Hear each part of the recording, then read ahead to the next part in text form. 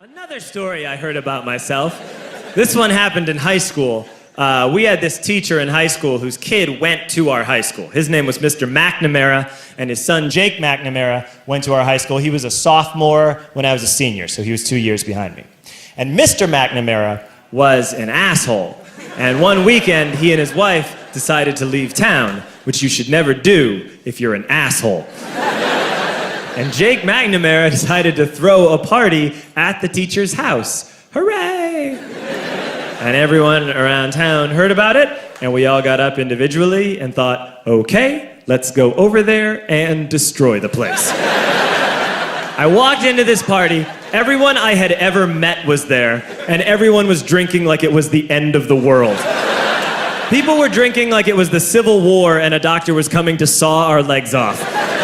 It was totally unsupervised. We were like dogs without horses. We were running wild. I walked down to the basement. They had a pool table in the basement. One dude took a running start and threw his body onto the pool table and broke it in half. Another kid found out which room was Mr. McNamara's and went upstairs and took a shit on his computer. So the party was going great. I'm standing in the basement and I'm holding a red cup. You've seen movies. And I'm standing there and I'm holding a red cup and I'm starting to black out. And I guess someone said like, something, something, police.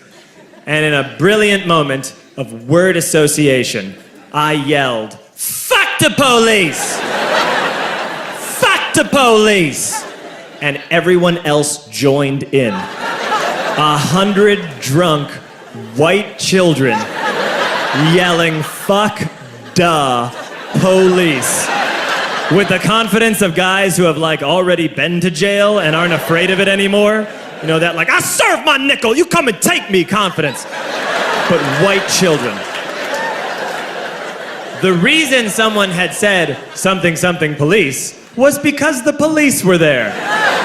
So a Chicago police officer walked down the stairs and got to the bottom in the basement and looked out over a sea of drunk toddlers yelling, fuck the police, in his face.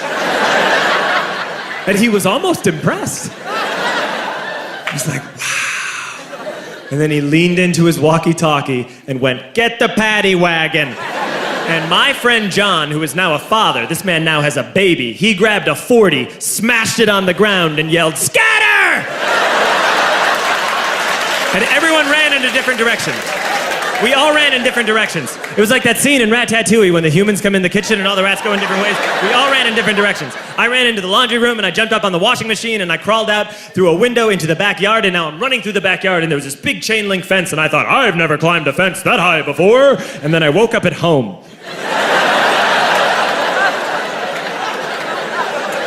On Monday, I went to school because that's what we did back then.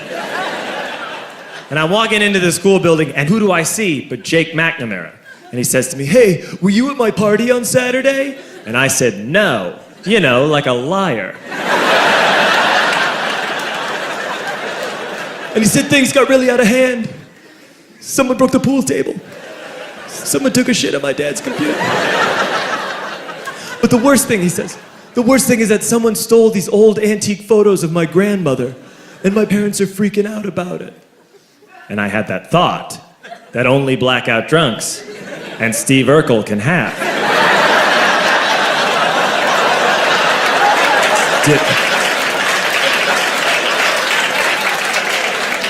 Did I do that? I figured, no, I wouldn't have done that. But I was never sure until 2 years later. Relax.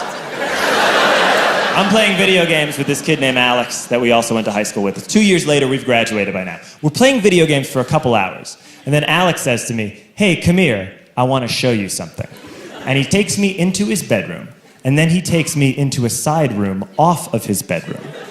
Never a good thing to have. And he shows me a tiny room that is covered wall to wall in stolen antique photos from different people's parties over the years.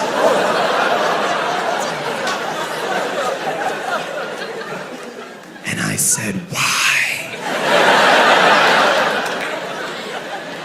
Why do you do this?" And Alex said, "Because it's the one thing you can't replace."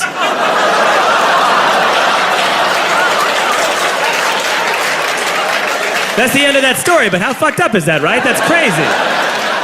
So I don't drink anymore.